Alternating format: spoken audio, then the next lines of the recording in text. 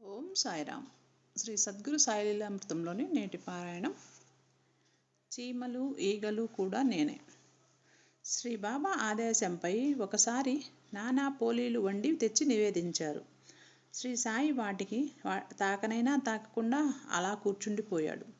కాసేపటికి ఆ పోలీలను చీమలు ఈగలు ఆక్రమించుకున్నాయి. నానా వాటిని స్వీకరించమని శ్రీ బాబాను త్వరపరచసాగాడు.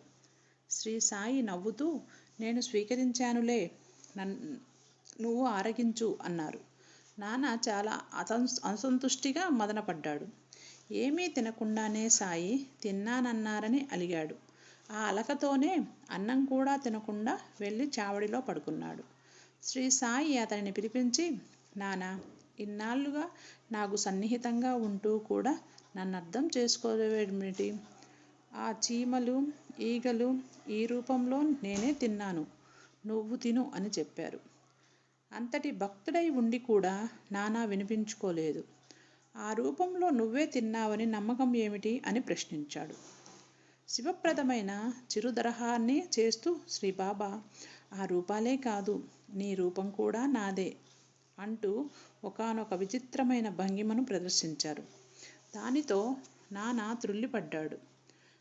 అది అతని జీవితంలో అతనికొక్కనికి మాత్రమే తెలిసిన అత్యంత రహస్యమైన విషయం. అక్కడితో నానా శ్రీ బాబాకు చేతులు జోడించేశాడు. అతనిలో రకరకాల భావాలు తరంగించాయి. నేను కూడా సాయినేనేమో.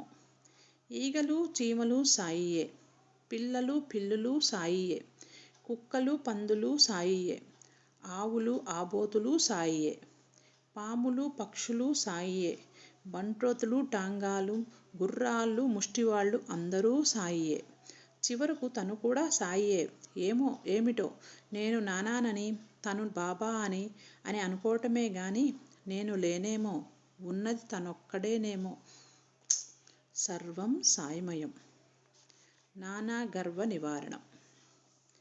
నేను కూడా సాయినేమో అని అనుకోగలిగినంతటి ఆత్మజ్ఞాన చింతనాపరులకు సైతం అప్పుడప్పుడు రవంత అహంకారం తలెత్తుతూనే ఉంటుంది. అదేవిధంగా శ్రీ బాబాకు చేరవ భక్తుడు తాను కూడా సాయినేనేమో అని అనుకోగలిగినంతటి ఆధ్యాత్మ చింతనాపరుడైన నానాసాహెబ్ చంద్రోద్కర్కు కూడా అందరాలలో రవంత అహంకారం లేకపోలేదు. భక్తులకు వాటిల్లే ఎటువంటి దుర్గుణాలైనా క్షమించగలరేమో గాని అహంకారాన్ని మాత్రం ఆ దైవము ఈ గురువు కూడా సహించబోరు. కానీ హరిగురువులిరువురూ కూడా కరుణాకరులే కనుక ఆబాధితంగానే ఆ అహాన్ని తొలగింపచేస్తారు. నానాసాహెబ్ అనేక ఆధ్యాత్మిక గ్రంథాల ఆపోషణ పట్టిన వ్యక్తి. మీదు మిక్కిలి భగవద్గీతను అనేక భాష్యాలతో సహా చదివి ఉండటం వలన తనకున్న భాషా పాండిత్య విషయమై గాని గ్రంథ పాండిత్య విషయమై గాని అమితమైన గర్వం ఉండేది. శ్రీ బాబా ఎదుట దానిని ప్రకటించకపోయినా అంతరాంతరాలలో మాత్రం అది వృద్ధి అవుతూనే ఉంది. దానిని తొలగించే నిమిత్తమై శ్రీ బాబా తగు సమయం కోసం ఎదురు చూడసాగారు. ఒకనాడు నానాసాహెబ్ శ్రీ సాయి ఇరువురు ఏకాంతంలో ఉండటం తటస్థించింది. నానా శ్రీ సాయిబాబా యొక్క శ్రీ చరణాల నొత్తుతూ తనలో ఏదో గొనుక్కుంటున్నాడు. అదేమిటని అడిగారు శ్రీబాబా. నానా శ్రీ సాయిని గురువుగా ఆరాధిస్తున్నాడే గాని తనకులాగా ఆయనకు భాష్య విజ్ఞానము, సంస్కృత భాషా వినివేశము లేవనే నమ్మకం. అందువల్లనే ఏదో భగవద్గీతలెద్దురు అని కొంచెం తృణీకారంగా జవాబిచ్చాడు. కానీ శ్రీ బాబా పదే రెట్టించి అడగటం వలన తాను మననం చేసుకుంటున్న శ్లోకాన్ని ఇలా వినిపించాడు. తద్విద్ధి ప్రణిపాతేన పరిప్రశ్నేన సేవయా ఉపదేక్షంతి తే జ్ఞానం జ్ఞానేన సత్వదర్శినః. అప్పుడు ఆ గురు శిష్యుల నడుమ సంభాషణ ఇలా కొనసాగింది. శ్రీ సాయి, ప్రశ్నేన అంటే అర్థమేమిటి? నానా, ప్రశ్నించుట అని అర్థం. శ్రీ సాయి, పరిప్రశ్నేన అంటే ఏమిటర్థం? నానా, ప్రశ్నేన అనినా పరిప్రశ్నేన అనినా అదే భావం. శ్రీ సాయి, రెండింటికి ఒకే అర్థమైతే ప్రశ్నేన అనేదానికి ప్రయత్నాన్ని ఎందుకు చేర్చినట్లు? నానా తడబడుతూ, తెలియదు అన్నాడు. శ్రీ సాయి పోనీలే, అది వదిలేయ్. శ్రీకృష్ణుడు స్వయంగా తానే జ్ఞాని, గురువు అయుండి కూడా ఇతర జ్ఞానులకు, గురువులకు నమస్కరించి ప్రశ్నించి సేవించమని అర్జునుడికి ఎందుకు చెప్పాడు? నానా, నిజమే సుమా, తననే పూజించమని చెప్పవచ్చు కదా.